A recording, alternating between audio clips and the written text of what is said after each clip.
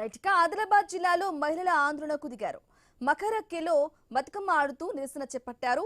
6 గ్యారెంటీల ప్లకార్డులు ప్రదర్శించారు. 6 గ్యారెంటీల పేరుతో తెలంగాణ ప్రజలను కాంగ్రెస్ మోసం చేసిందని ఆగ్రహం వ్యక్తం చేశారు.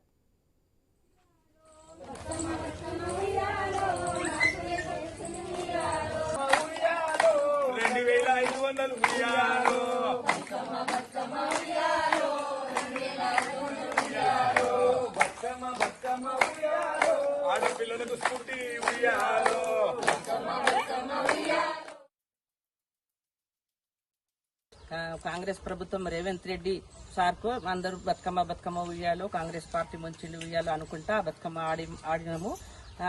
ఆడడమే కాదు ముంచిండు సారు. 6 గ్యారెంటీలు ఇస్తామని హామీ ఇచ్చారు. ఒక గ్యారెంటీ కూడా అమలు చేస్తలేరు.